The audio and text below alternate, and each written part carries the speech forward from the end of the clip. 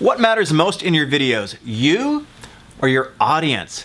Let's look at that. Hi, I'm Eric. And I'm Ryan. And we are Pop Your Presence, helping you be better on camera and online. And today we're going to be talking about the audience, the number one thing you should be focusing on in your videos. And I'm saying should because we've been practicing a lot and we screwed up a lot in the past. Oh yeah, and we've pretty much discovered that you need to make videos for the people that watch them.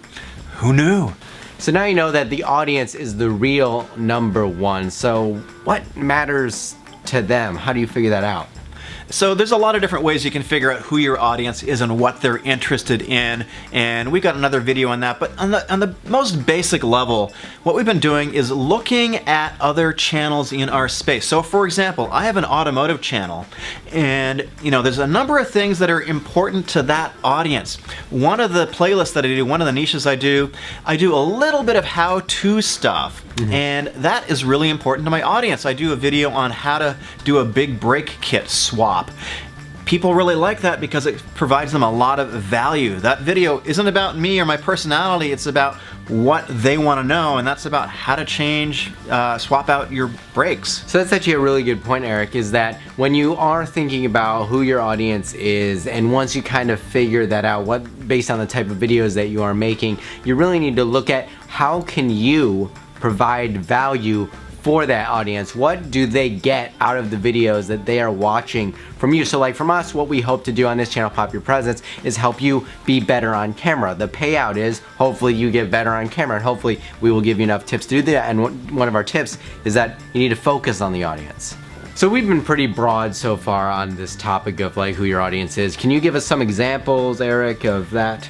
There's a channel that is yes, there's a dog training channel. There's a couple of them. There's a buddy of ours, his name is Sorrow, and he does videos on how to make your dog behave. So his audience, obviously, he knows they're dog owners, they're pet owners, they're having maybe some issues with how to train their dog. So he's providing a lot of value by giving really, really specific and detailed tips on how to behave, how to make your dog behave better. I'm not an expert in that. I'll put a link up to his channel over here, but that's a really good example of somebody who is being really effective, I think, with a very small channel and doing really, really well. His audience loves it and he's growing. So that brings up a very good point. I don't know if you caught on to it. In case you didn't, so basically Sarah has discovered a problem. It's pet owners like myself in the past who could not control their animals. I also have a roommate that was anyway.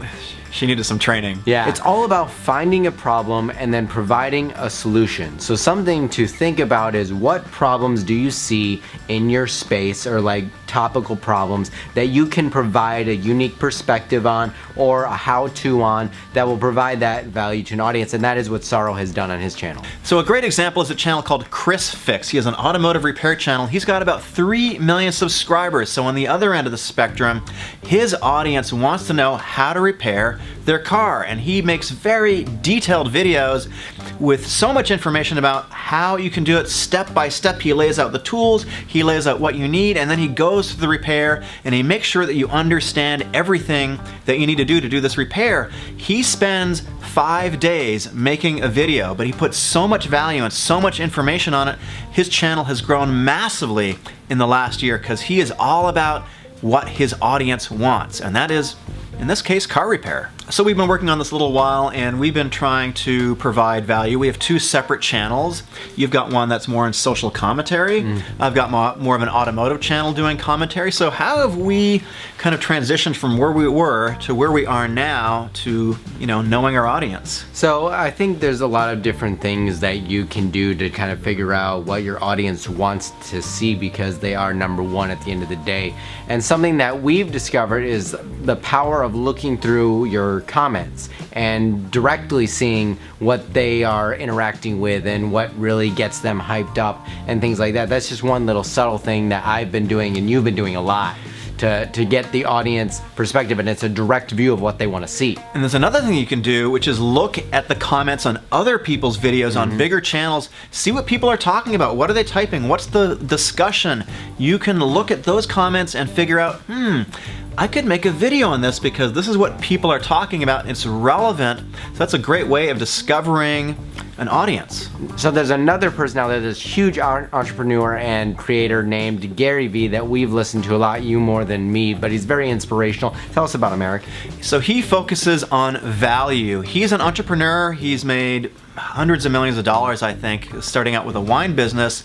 He's got a podcast, he's got a YouTube channel, he's got Instagram, he's got everything, but he is all about his audience. He focuses on providing value for his audience, which is people like us, and it's entrepreneurs that could be bigger or smaller, but he tends to focus on smaller entrepreneurs by telling them his experiences and really focusing on value, providing value for the audience. So he knows his audience because he studies them. He basically says he day trades in human attention. So that's one thing we've been working on a little bit, reading the comments, just looking at other creators, looking at other people's audiences and seeing where there's crossover and how we can serve those audiences. So think about in your own videos how you can provide value to your audience, and think about how you can find that audience as well. If you want to learn more about how to find your audience, we've got a Facebook group and you can learn from other members there. Be sure to subscribe. We've got a playlist on finding your audience. See you in the next video.